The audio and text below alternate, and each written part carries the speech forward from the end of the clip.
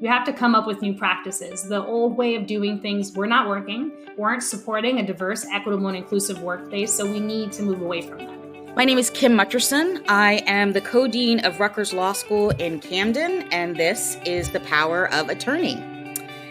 I have another alum guest today, and I'm super excited to talk to them. And it is Evie Crespo. Do you mind if I use your nickname? Because that's what I'm used to. Okay. They are a 2014 graduate of the law school in Camden and have had an extraordinarily interesting career since then. So I'm looking forward to walking through that. Thanks for being here, Evie. Yeah, thank you so much for having me, Dean Mutcherson. I'm excited to be here. Great. I always like to start by asking people their origin story. Given all the things one could do in life, you decided to earn a law degree. So tell me about that. Why did you decide to become a lawyer? Yeah, so I grew up in Camden, New Jersey, which is interestingly enough where Rutgers Law School is situated. And I don't know how much of our listeners know about Camden, but Camden has been a city that has historically had, high poverty rates, high crime rates, has been victims of over policing, I think, and some zealous policing. And so it's a unique neighborhood, right? An environment in which I grew up, being on, the side of living through, right, what oppression is and what it means to be poor and what it means to go without resources. And I think growing up really did influence my decision to become a lawyer. I never really had the verbiage for being a lawyer. I'm the first person in my family to graduate high school and then eventually go to college and then become a lawyer. So I think when I was initially, younger and thinking about what I'm going to do as a career, I didn't have the verbiage for lawyer, right? I had the verbiage for what I felt was right and what I felt was fair, right? I've always had this intrinsic sense of fairness. And I knew growing up when I saw, the things that people experience because they were poor, because they were Black and brown, and feeling like that wasn't fair, right? It wasn't fair that these people had to experience this solely because, they had circumstances and because of their backgrounds and identities. And so that really did create this intrinsic sense of fairness and this right and wrong and wanting to fight, right? To have the voices of my community heard, to see ourselves represented in ways that, haven't historically been represented, right? When you think of Camden, you think of, crime rates, you think of the murder rates. You don't think of the success stories and the communities behind that. And I really wanted to have a role, right, in advancing my community and advancing my people and where I come from. And also in advocating and fighting against these injustices that I saw them face, whether it's the man who lived down the street from me who was an immigrant and was fired, right, for speaking Spanish on the job. Whether it's the woman who was injured at work and was fired because she tried to file a workers' comp claim. Whether it's the teenage boy down the street that was a victim of over policing and overzealous policing, and had to go to prison for minor offenses that are poverty related, right? People are just trying to make it, and they have their lives stolen from them in a way, and then have their rights violated in so many ways. I think that was enough for me to see that going, living through that and seeing that over and over and over again. Just made me decide that I wanted to have some hand in stopping that. Mm-hmm. Mm-hmm. That's awesome. One of the things that's interesting to me is you came to us obviously for law school, but you didn't come to Rutgers for undergrad. You went to high school in Camden and then went to college elsewhere. I would love to hear sort of what your relationship, if any, was to the Rutgers Camden campus as somebody who grew up in Camden. I mean, did you ever think to myself, that's where I'm going to end up one day? What was it like? I'm going to be honest with you. I don't think I knew there was a law school there, right? I knew that there was a college there. I knew that, during that time when the schools are getting out and classes are ending, to stay away from that side of Camden, right? But I didn't know what was all there. I think part of the issue with how we treat Black and brown kids, particularly poor Black and brown kids, is, it seems like your opportunities are limited and the things that you're exposed to are limited. And so you're not necessarily aware of all the things that are out there and all the potentials that exist in the world, for yourself and these opportunities. So I will say that I didn't know Rutgers had a law school until I was well into college and deciding what was next for me.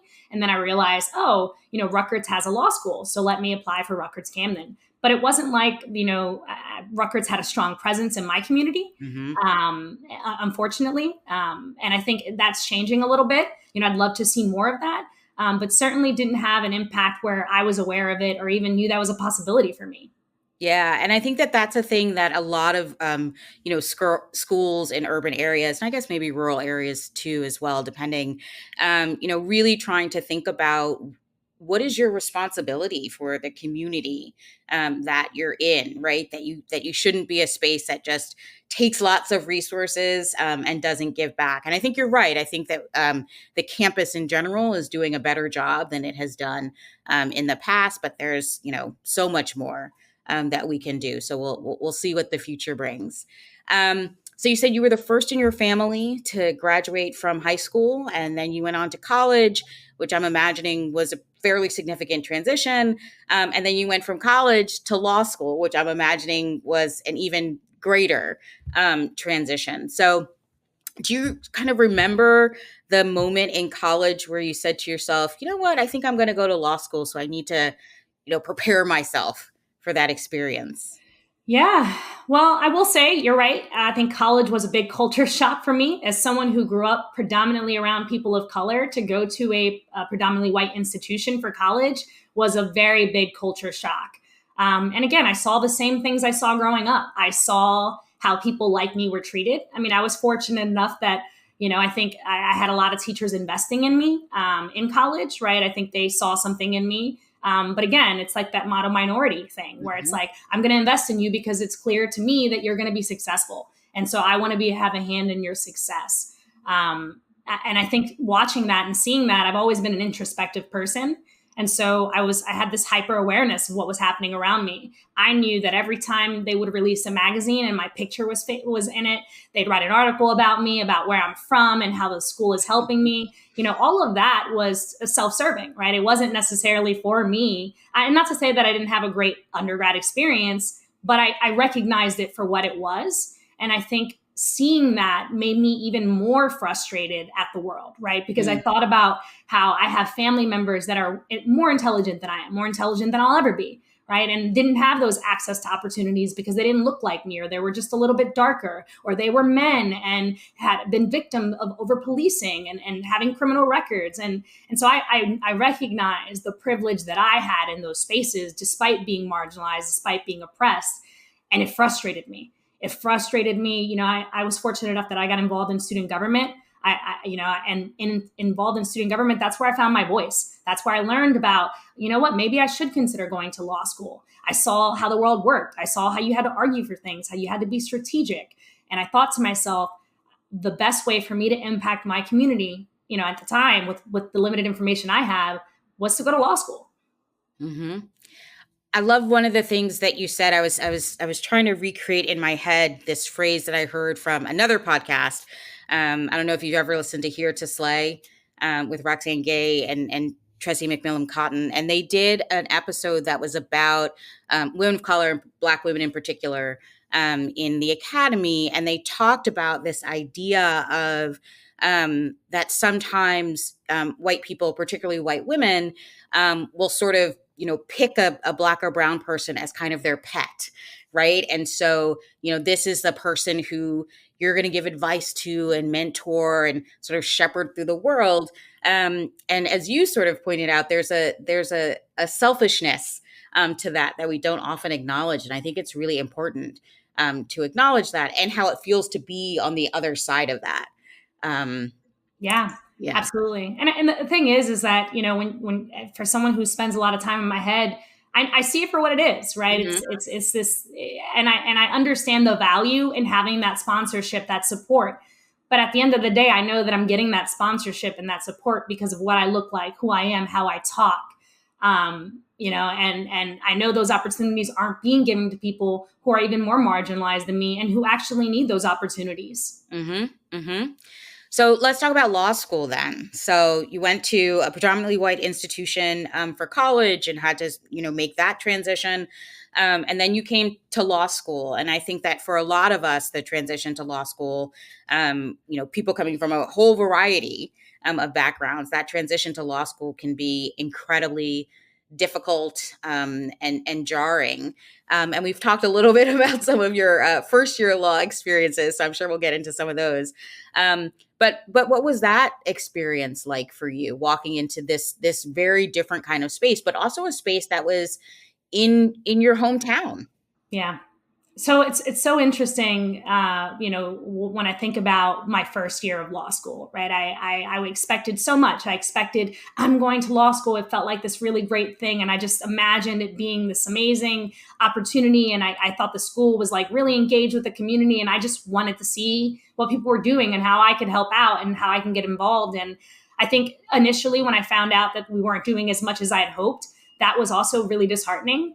And then on top of that, having to navigate the law school space with kids who, did not come from my backgrounds, did not grow up in Camden, and had so much to say about the school and where it's located. I still remember one of my first classes. I get in there, I sit down, and the professor walks in late and apologizes for the class and says, I took a wrong turn. I ended up getting lost in Camden, not a place you want to get lost in. Right. And I'm in this class as the only kid from Camden after most of my peers now know where I'm from. And it's just like one of those really embarrassing things and really frustrating things, and a microaggression that you have to experience in front of your entire class when people already know, you're already a minority, you're already easily identifiable in those spaces. And so I think that was really hard for me. And seeing that and seeing, we're in this space where the school is located in the city. And yet people at the law school are so disconnected from the city. And in fact, some of them have really negative ideas about the city. And if that is how people are talking about it, I can imagine how those professors on the opposite end of like interviewing, right, and interviewing people from Camden, what their thought process is, because it's clear that they have a conception of what people from Camden are like, right? Mm-hmm. We're dangerous.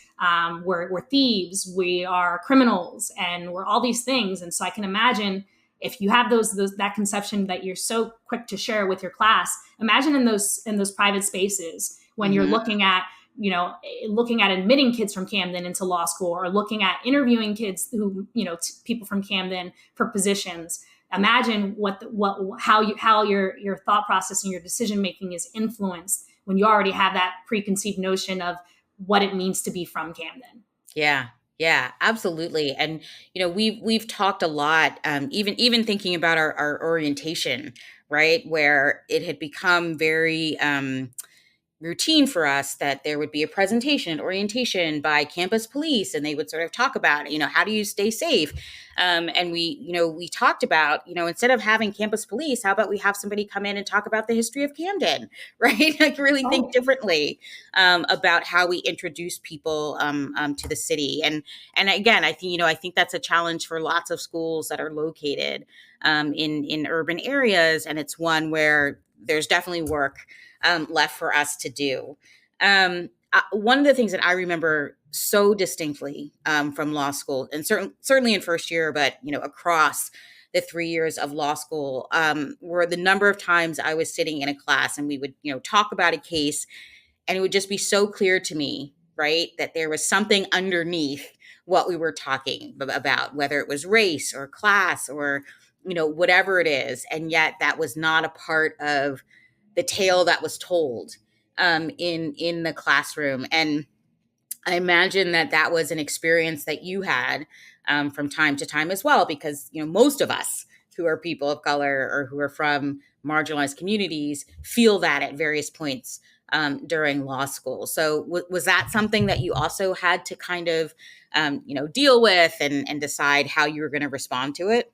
Oh, yeah, absolutely. I mean, that's something I dealt with routinely, right? In reading these cases. And as someone who, I don't think most of the men in my family have felony convictions, right? Or have drug charges or have these things. And so being on that opposite end where I've seen the other end of this, right? And I've seen that, people are going to jail for minor offenses in Camden. There's, poverty court in which people are cited for loud music, and then if they can't afford to pay, they're incarcerated. So I saw it from that end already. And so I already had this way of looking at the world, right? I was already hypercritical, hyper suspect of any situation. So cases were along the same lines as I would read things and I would say to myself, I know why this happened, right?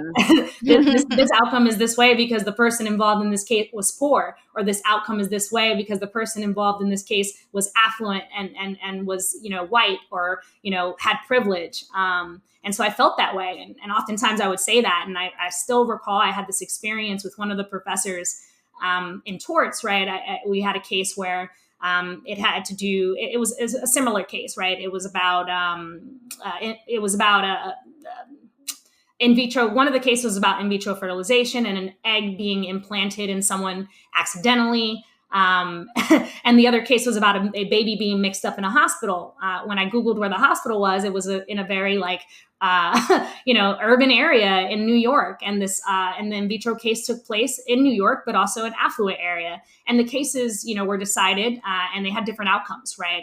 The parents who sued in the in vitro case won their case and were successful. And the parents who sued the hospital regarding the mix-up of the actual baby were unsuccessful. And we were asked, what may have contributed to the differences in this case? And the first thing I said was, obviously, there's race and class issue here. And I remember the professor saying to me, if you continue to look at the world this way, you're never going to be successful as a lawyer, right? You need to be more critical. You need to have a better understanding of beyond that. And I thought to myself, I said, that was disheartening. That really did shut me down. I mean, I'm glad that I didn't let that influence, me and my career. But I do recall being frustrated by that and thinking to myself, well, maybe it's you who needs to look at these cases differently. Maybe it's you who needs a deeper understanding of what's going on here, right? Because oftentimes we're forced to read the black letter of the law and read it verbatim, and there's so much context that we miss, right? There's so much that's not said, and it's just as important as the things that are said, right? And make it into the opinion. Yeah, absolutely. And, again, and this because we've talked about it, but, we're in the process at the law school of really thinking about how we teach and what we teach and how do we incorporate critical race perspectives and other sort of perspectives into our classrooms. And one of the challenges is, most people are on board, but not everybody. Right? I mean, law schools are very, I like to describe law schools as very conservative institutions. And I don't mean that politically, right? They're places where people get accustomed to teaching in the same way and teaching the same material. And so it's a real challenge to the establishment and the status quo to say, let's think differently about law, right? Because that's what we're sort of saying at base. Let's think differently about law. So, we're doing the work. We'll see where we land. Yeah. And, I think law schools are just a big reflection of the legal community overall. Right? We're very structured and we're very stuck in precedent, right? We're people who are rooted in precedent and how things have been done in the past. Right, which lends itself to people being very scared of change. Yeah, very, very, people, and I've seen it in my work as a DEI practitioner. What change can do to people, right? Yeah. It triggers fight or flight very instantaneously. Yeah. And I imagine that that's the same in academia, right, where it's even more rigid than the normal practice of law. Right. And I think that oftentimes people take it as a personal attack as opposed to understanding it as this is it's a system, right? And it's a system that we're all a part of, and that we all have the power to at least start to dismantle. So it's not, saying you're a racist and you're a horrible person. It's saying maybe you've benefited from a system that's racist and horrible, right? And so how do we make it better? And how do we dismantle it? So also like me, you were a person who was committed to public interest law, won lots of nice awards while you were in law school, and then started your career at South Jersey Legal Services in their migrant farm worker division, then moved from there to the Mazzoni Center, which for folks who aren't from this area is a center for folks in the LGBTQ community that provides healthcare as well as legal services. Then you moved to the city of Philadelphia, where you started doing DEI work for them. And then finally you landed where you are now, which is at Reed Smith. So, you have had again, in a really short amount of time, you have had these incredibly interesting experiences in the law. So I would love to first talk to you about South Jersey Legal Services and the Mazzoni Center and sort of the work that you were doing there. And, one of the things that we know about lots of legal services offices and lots of nonprofits is that they are often white spaces as well. Right. I mean, you're doing good work and you're glad to be there. But they're also places where people of color are the bulk of the clients and very few of the people who are working there. So what were your experiences like there at South Jersey Legal Services and at Mazzoni? Yeah. Well, I guess I'll start off by saying I think working at South Jersey Legal Services was a full circle moment for me. As someone who grew up in Camden, my mother used those services. They represented me. And so, grow, in a poverty related issue. And so when I interviewed for them, I didn't tell them that, I had, I had benefited from their programming. I did the interview and it ended up that they really, really liked me. And, they offered me the job pretty quickly after the interview. And I kind of disclosed that then. And it's so funny because when I started my first day, I typed my name into the system and my case pops up. Wow. And this is a really full circle moment, as my first experience and exposure to lawyers that weren't on a TV. I mean, I guess that's not true. It was my first experience to lawyers that weren't on the prosecution side, that weren't, contributing to the problem. Right. Yeah. And so it was a full circle moment for me. With that said, right, I did learn a lot there. But again, as you said, I think nonprofit spaces are notoriously white. And that is true, of most of the nonprofits that I've worked in. I had a good experience at South Jersey Legal Services. I learned a lot. But I think it made me hyper aware of the importance of cultural competency when representing clients, right? Particularly when you come from a background that's so far removed from what this client experiences. How do we adequately provide services to clients? How do we conduct intakes? How do we know what questions to ask if we're not looking at the world through their lens? And that I became hyper aware of that, working at South Jersey Legal Services. And even when I inherited the cases I did, I recall looking through my cases and finding mistakes, not because the lawyer was sloppy, but because there was a disconnect in language, right? The lawyer may have spoken Spanish, but it's one thing to pick up Spanish from, and it's another to fully understand it and fully understand that Spanish from different people, Spanish is different in different contexts, right? People who are Mexican will speak different Spanish than people who are speaking Caribbean Spanish. And so I did find some glaring mistakes that were made, in some of the cases that I inherited that were a result of that lack of cultural competency. So I think that made me hyper aware, that one, I went into the legal profession to do good. I went into the legal profession because I wanted to help people. And I had this fundamental belief that people are entitled to competent representation, right? And I think the thing about our system, right, is that, if you commit a crime, you're entitled to a public defender. If your rights are violated, you're not necessarily entitled to any kind of legal representation. You're left to go find that representation. And so I do think these nonprofits play a critical role for that, right? It's important for people to have access to these representations when their rights are violated. But I saw it, right? I saw it in all the work that I did, that cultural competency, is something that's incredibly important. And some of the attorneys really got it, right? I think it's a benefit that, I'm at South Jersey Legal Services, at the very least, that I was surrounded by people who really cared about the work that they were doing and really wanted to get it right. I saw what lawyering was, not that fancy white shoe lawyering. I'm talking nitty gritty, in your face, fight like hell for your client lawyering. And that was an amazing experience. But it certainly got me thinking about the importance of cultural competency, and it got me talking about the importance of cultural competency because I saw it every day. Yeah. And I think the same was for the Mazzoni Center. Right.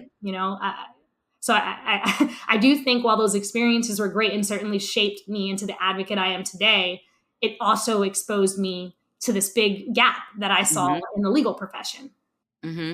Yeah. And that, one of the things obviously to think about is, one, what role do law schools play, or should they play in helping to develop that kind of cultural competency in the folks that we're sending out into the world? And then to the extent that we fail to do that, how do our legal institutions do that work or not do that work? And I want to talk about that, but I also want to back up a little bit because, there will be people listening to this who aren't necessarily in our area, who aren't necessarily in Jersey, and they'll think, why were you representing migrant farm workers in New Jersey? I will remind people that we are the Garden State, right? But can you talk about what the work is that you were doing there in that part with South Jersey Legal Services? Yeah. So, like many states, New Jersey uses a lot of immigrant labor, to help in its agricultural space. And so, I think in New Jersey, there's a mixture of undocumented people working on farms, but there are also people who come in on work visas. So in order to be eligible, an employer has to certify, or a farmer has to certify they don't have people who can do that work, who are willing to do that work.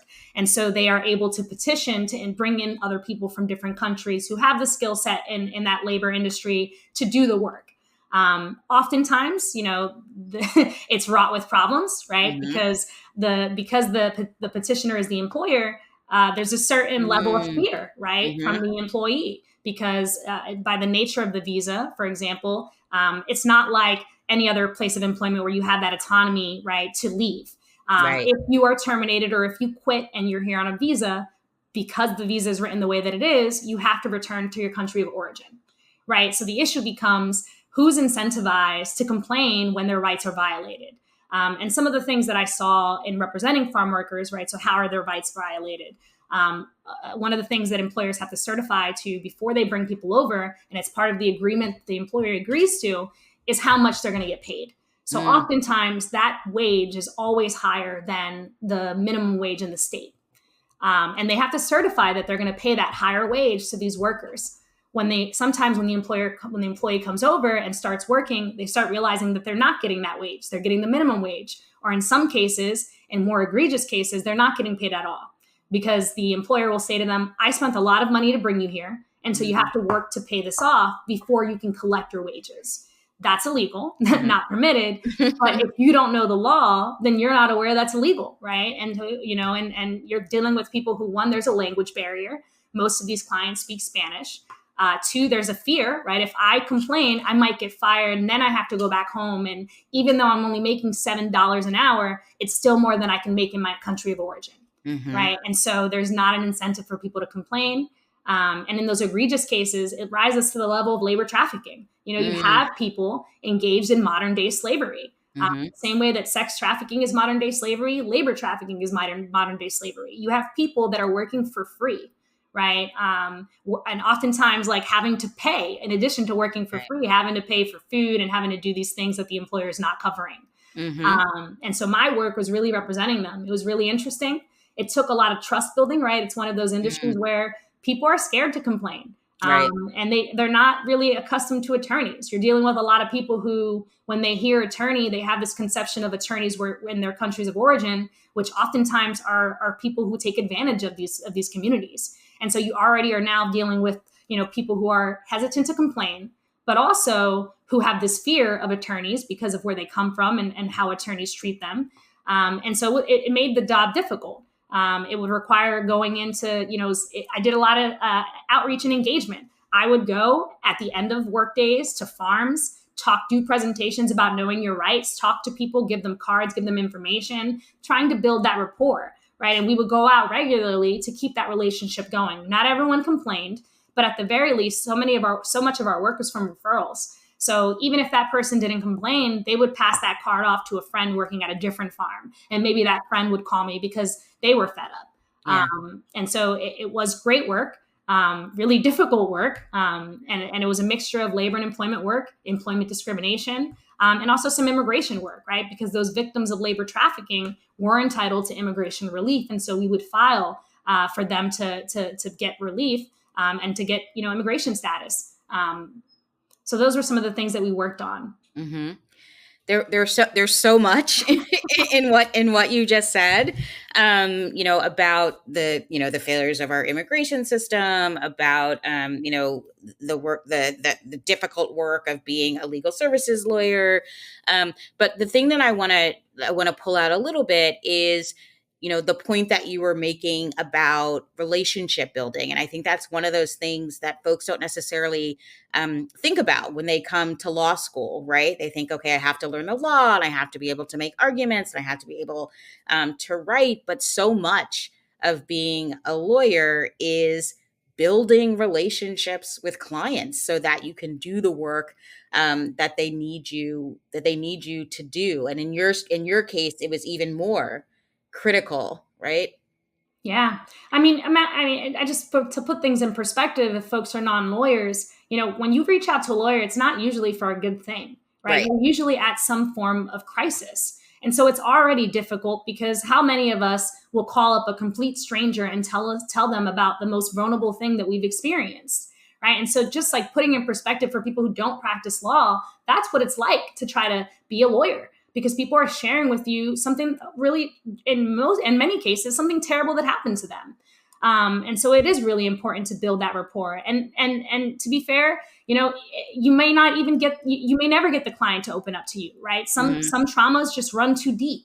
And so, yes, there's rapport building, but there's also trauma informed practices, right? Being aware that trauma manifests itself in so many different ways, particularly in the client attorney relationship. And how can you make sure that, one, you're minimizing the trauma this client is experiencing and not, building on that trauma. And two, you're doing everything you can to effectively represent them. And that can be difficult when the client is not being necessarily as open with you. Right. And I find, that has always been an issue for, me when I've worked with pro bono counsel from law firms, right? I think most nonprofit attorneys have grown to understand that sometimes your client's not going to trust you. Right. Mm-hmm. You're experiencing that day to day, but I think it can be really frustrating for pro bono folks, right, who may be taking on a case and then realize that their client's not necessarily sharing the information that they think is relevant. The client is not necessarily responding to emails, to phone calls, and it can be a really frustrating experience. And so, I think irrespective of if you're a nonprofit attorney, these are things that you should be aware of, in the pro bono space, but, working now where I work, and we'll get to that later, but even in that global landscape, right? The cultural competency is incredibly important in any area that you're going to practice in, not just in the nonprofit space, but it's certainly something that's incredibly important, right? Is how do we mitigate this trauma? How do we make sure we're adequately representing? How do we know what questions to ask? How do we get our client to trust us? It's incredibly important, because otherwise, your entire case is built on the information that you're getting from your client. Right. What do you do when you're not getting all the information? Yeah, absolutely. And I could talk about this forever, so I'm gonna cut myself off, but because I do want to transition into talking about the DEI work that you're doing now. Which, I assume that as you came to law school, you weren't thinking to yourself, eventually I'm going to be at this huge global law firm doing DEI work. And yet that is sort of where you landed. So I'm actually going to skip over the city, and I'm going to go right to Reed Smith. So first, can you tell folks what what is your role at Reed Smith? Yeah. Well, first, I think importantly, I never ever imagined that I would ever get paid to talk about racism. Yeah. I've been talking about it nonstop my entire life, and so never ever thought that there was an industry for this. So I think that's just one really important to say. At Reed Smith, I'm the global DEI advisor and diversity, equity, inclusion advisor. That's a long way of saying that I work closely with our chief diversity officer on a wide range of initiatives, many of which are designed to increase inclusion, right? To look at making sure we're practicing equitable practices, but also, right, how do we support a growing multicultural global workforce that's working on teams in different countries, that's representing clients from different countries, who may speak different languages, who, have different ways of thinking about things, who view respect differently, right? Which is big, right? When you're talking about clients. So these are all things I think that are really important.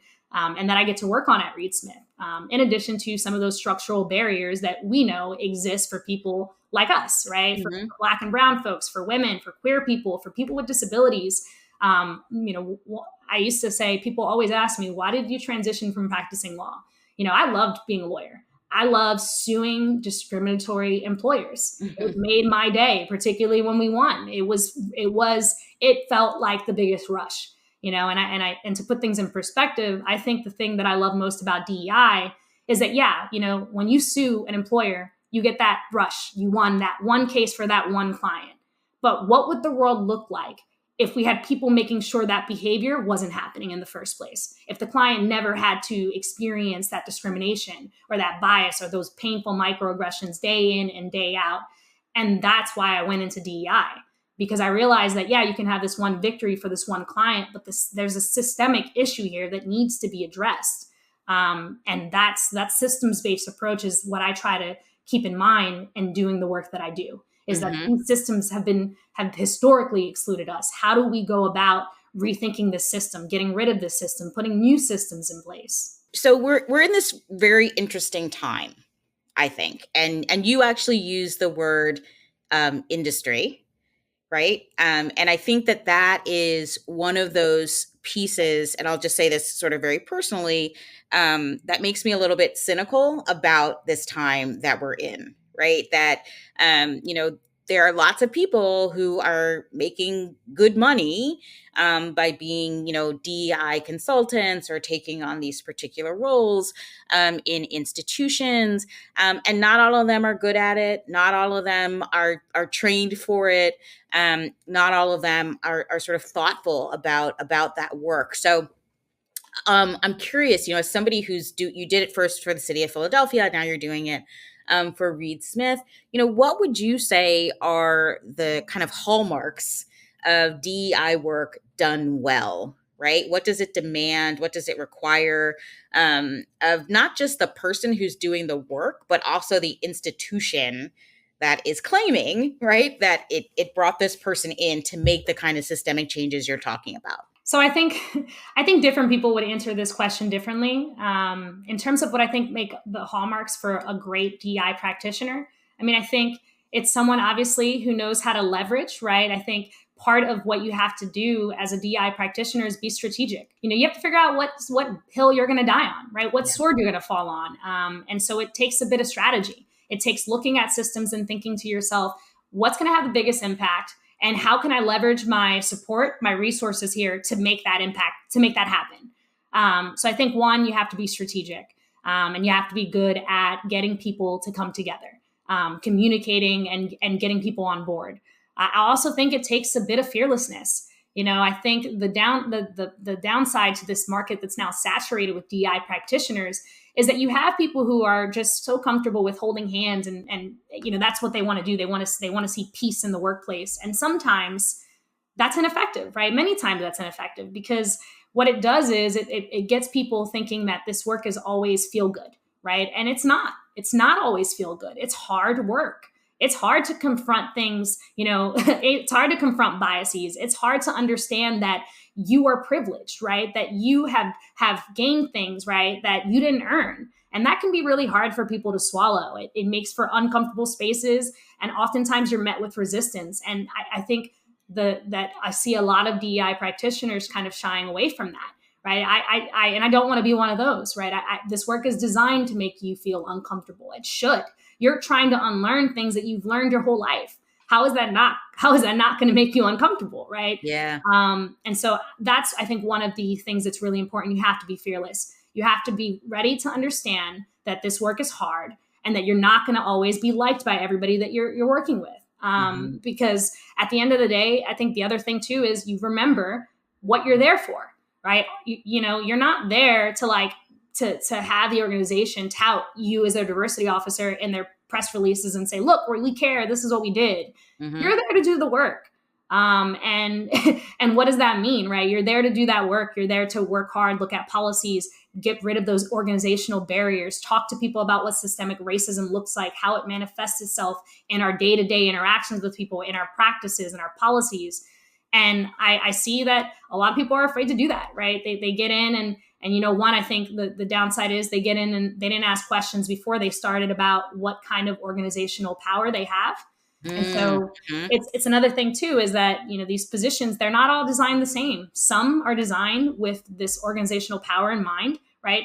And some are not designed for that. Some are very clearly, tokenization. We want you here because we want to do a press release on this, but you're not going to have any power to change anything. And so I think that the problem with this saturated market is that it's being left to the people with privilege to design what it looks like. It's not being designed in mind with the people who really need this work to happen. Right. It's the leaders that are designing what these roles look like. What are they going to work on? And when your leadership is reflective of the oppressors, imagine the systems that they're building, right? Yeah. And part of the work, as you say, is, forcing people or asking people to recognize how they've benefited from a particular structure, whether they were conscious of that benefit or not. And that, again, is this space where people start to feel, very personally, attacked. I worked really hard. Nobody's saying you didn't work really hard. We're just saying that you also had some help, right? And that's an important thing for people to recognize. And I've had help, right? I mean, I'm very lucky about a lot of the things about the way that my life has been organized. And there's no shame in that, but there's certainly shame in pretending like it doesn't exist, I think. Yeah. What are some of the things, because I think that, the role that you have is a role that is increasingly being created in law firms. And we talked before about, our profession as being, not one that is necessarily looking to make significant changes. And we know also that our profession is one of the least racially diverse professions out there. And it has been that way for a very long time. So, given where you are now, and hopefully you have been given sufficient organizational power that you can really sort of start to affect change. What are some of the things that you do institutionally to try to change the culture and change the systems that are in place where you are now? Well, I think the most effective thing that one can do to change culture is really policy, right? Is you have to come up with new practices. The old way of doing things were not working, weren't supporting a diverse, equitable, and inclusive workplace. So we need to move away from them. We need to attack this from a systems approach, right? And every system is different. Our systems for hiring and recruiting, those need to be attacked, right? And those are things I'm working on. Our systems for evaluation, right? What are we evaluating talent on? How does bias influence even these objective criteria that we set, right? If we know things that research shows, right, that Jamal's legal writing sample, right, is going to have way more critiques than someone who's white, right, despite it being the same writing sample, then we know that even when we objectively are ranking and rating legal writing, bias still plays a role. So developing systems that teaches our evaluators to think about critically bias while they're writing that evaluation, right? Giving them feedback. This is how bias might show up. Women are more evaluated on personalities. So doing systems-led approach is something that I've been working on and thinking about how can we redesign existing policies and practices to support the work that we're trying to do. So I think that that's one, right? And I think it's a really important piece, but just one piece of the puzzle. I think the other piece of that is leadership, right? You need that leadership buy-in, that leadership support. Organizational culture begins and ends with leaders, right? It has to be a top-down approach. And so that's also a very important key when we're talking about sustainable, DEI practices, is making sure that your leadership is supporting you, that they're supporting your initiatives. So those are really important things. And then the other piece is accountability. Yeah, everybody cares about DEI, but how are we holding ourselves accountable? What metrics are we putting in place to make sure that those goals that we set at the beginning of the year are being met, right? And how are we making sure that everyone, particularly leadership, is accountable for that? Because it's their responsibility. It's everyone's responsibility to be accountable for culture, but it really does start and end at the top. And so how are we holding people accountable? So that's some of the things that I'm working on in terms of, making sure that this is part of our evaluations, right? And making sure that DEI and commitment to DEI, right, and commitment to equity and removing systemic barriers is something that our talent is evaluated on, is held accountable to, right?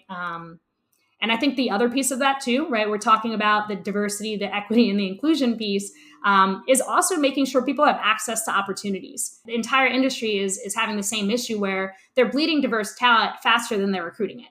And there are reasons for that, right? People will leave if they're not being provided with access to high visibility work, right? To profile raising assignments, to proper work allocation systems. People will leave. We're not the only firm, right? And my firm's pretty good about recognizing this, and we say this frequently. We're not the only firm who cares about DEI. A lot of firms care about DEI. And so we have to make sure that we're doing everything we can to retain our talent, right? Let's build them up. Instead of hiring outside the organization to fill a leadership role, let's provide the existing people that we have with future skills they need to be successful in the future. Because I'm hesitant to say that, it's about remediating an issue. Diverse talent is high, in these spaces, it's not about a skills gap. It's about an access gap. And that's really important to keep in mind. It's not that people need to be developed. It's that people need access to continue to grow. And so that is, I think, something that's really important to keep in mind. It's not about the talent, right? It's about the people and the access that they're having, all of which is influenced by bias and bias systems. And there's also sort of, what you were kind of, or what I started thinking about as you were just talking, is this idea of pipeline, right? So how do we, get people who start off, maybe even earlier than law school, right? How do we create a pipeline of folks who are going to go to high school, and then from high school to college, and then from college to law school, and then from law school to, wherever, and be able to be successful? And I wonder if you feel like there's a role for law firms to play in even building that early on pipeline. And if so, what might that look like? I think in the same way that clients have been driving DEI in law firm spaces, right? A lot of this is kicking off the ground because our clients care. They're now asking about the diverse people we have on our teams. And so it is a financial incentive for law firms to prioritize diversity because more and more clients are caring about it, right? And that's the same way that I think law firms can influence law schools. We need to make sure that we're prioritizing this. We're saying to law schools, we care about DEI, right? I think, when you're in a big law firm, and this is something that I learned, going into law firms, and even in law school, right? There were certain jobs that I could not apply to because I didn't have the necessary GPA. And so I was told that you shouldn't apply.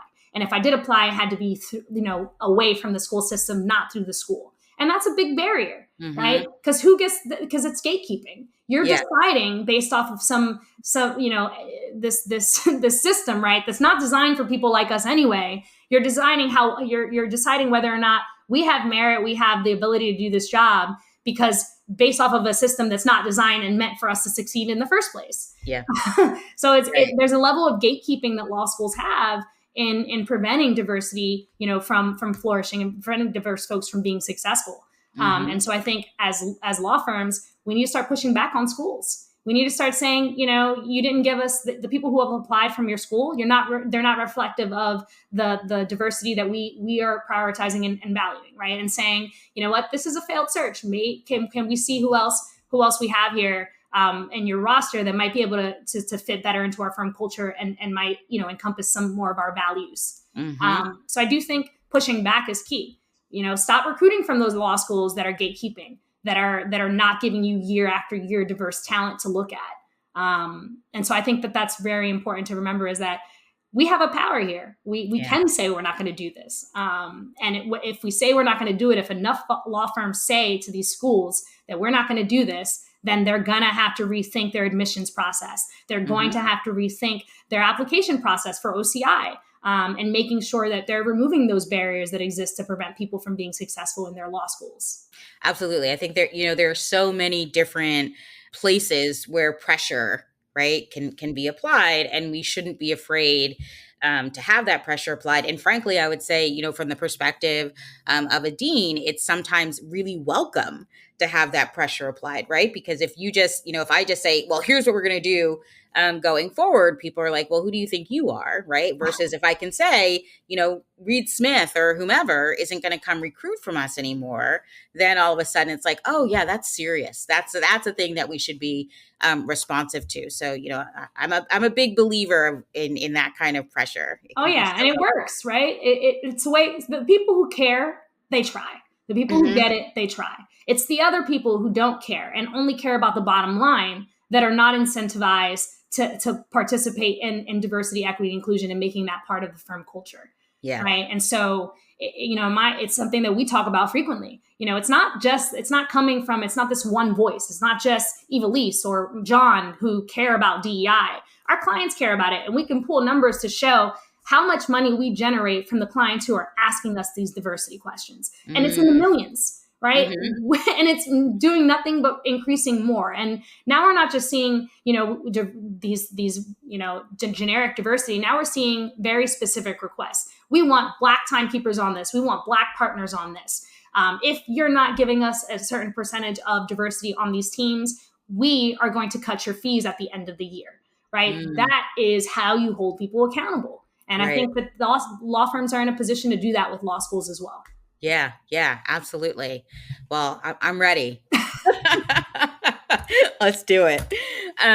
So I want to finish up because this has just been a really great conversation, and I really appreciate having this opportunity to talk to you. But I want to kind of sandwich our conversation. Right, we started with your origin story, and I want to end thinking a little bit about legacy. Right, so you have had this opportunity that that nobody else in your family was able to have, right? High school, college, law school, and now you are working in these, rarefied, privileged spaces. So, what is it that and you're obviously very young, so there are lots of different things that you're going to be able to do in your life. But, as you think about this career that you are building, what's the legacy, right? What is it that you want to feel like at the end of it all, I was able to achieve, X, Y, or Z thing. And that was really worth it. I mean, what matters to me is that we create a more equitable profession, right? We have been moving in a snail's pace, right? And the numbers are just decreasing, right? And when you look at the higher up in law firms you go, it decreases in diversity. I want to see a more diverse and inclusive and equitable profession. I want to see more people like me. It shouldn't have to be trying so hard to find connections, right? I'm consistently asking, hey, do you know any other queer like DEI or people of color who are DEI practitioners or who are attorneys, right? There's a small collective of us, but we need to see more. And I think, what a legacy looks like is one, having a hand in that and looking at how do we do this, right? And it's not something that just one person can do, right? It's bringing people along. It's educating as many people as you can. It's creating spaces for people like us to be successful. So I think that's one of the things that I want to accomplish. One, I want to have a hand in that. And two, I'm still really tied to where I'm from. I want to have a hand in making Camden, a more equitable and safe space for people like me. And so that's something that I've always thought about and always wanted to do is, bringing more people along. When I was a kid, I didn't have exposure to things. And so I volunteer quite frequently. I engage in a lot of things like career fairs, and I try to bring in a lot of my connections, right? Because I think it's incredibly important for kids not to be told you got to be a lawyer or a doctor to be successful. How about some engineering? How about all these people who make money as scientists, right? Like kids, and I think that is really important to me as well, is making sure that the youth in my city have those opportunities and are provided with those opportunities. And I think that really does take people going back and giving back to the community. I know many people from where I'm from who, made it, quote unquote, been successful, but do they go back? And I think that's incredibly important. And I want to go back and I want to make, I want to have a difference in my city. I want to have a difference in the way that people in my city are treated. Yeah. Well, I have great faith that you're going to achieve amazing things over the years. And I look forward to voting for you for office at some point. So, just let me know when that's going to happen. But thank you so much, Evie. It was so great to talk to you. I really appreciate your time. I appreciate your candor. And I am really excited about the work that you're doing because it's impactful and it matters. Well, thank you for the platform. I think it's really important for people to tell those stories. I didn't have a role model when I was a kid. I had Living Single and Maxine Shaw. And so I appreciate this platform and I appreciate what you're doing. And as always, it's always a privilege talking to you. Thank you. The Power of Attorney is produced by Rutgers Law School. With 2 locations, minutes from Philadelphia and New York City, Rutgers Law offers the prestige and reputation of a large, nationally known university with a personal, small campus experience. Learn more by visiting law.rutgers.edu.